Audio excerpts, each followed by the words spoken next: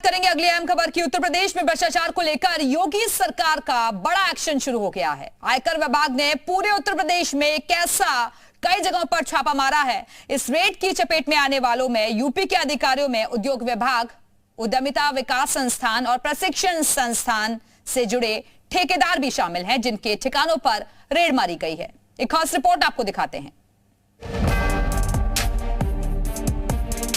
भ्रष्टाचारी पर आईटी का बुलडोजर, आईटी की रडार पर यूपी के कर्मचारी, भ्रष्ट ठेकेदारों पर आईटी की नजर। यूपी में भ्रष्ट कर्मचारियों की कुंडली का लेखा जोखा रखने वाली योगी सरकार में अब कार्रवाई का सिलसिला शुरू हो गया है। बुधवार को यूपी में इनकम टैक्स ने बड़ी कार्रवाई की, जिसके बाद से ही यूपी में भ्रष्ट कर्मचारियों और अधिकारियों में हड़कंप मचा हुआ है।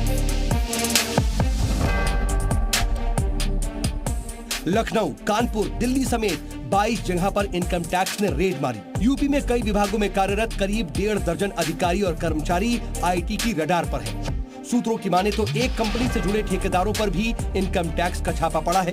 लखनऊ में 3 जगह, जानी नगर, फरीदनगर और गोमती नगर में यह कार्रवाई हुई है।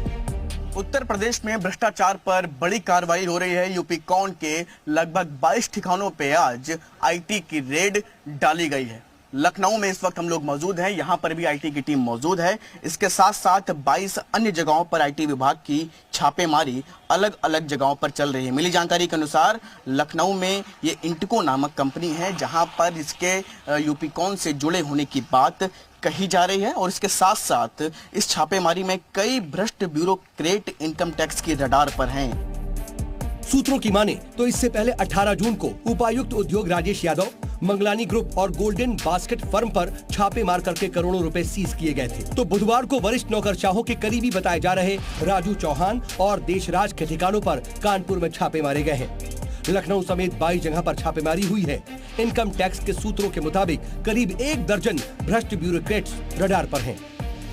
इनकम टैक्स के रडार पर भ्रष्ट अधिकारी हैं। आईटी विभाग उन अधिकारियों पर भी नकेल कस रहा है जो सरकारी योजनाओं में घोटाले कर रहे हैं। वहीं इस छापेमारी के बाद से ही उत्तर प्रदेश के अफसरों में हड़कंप है।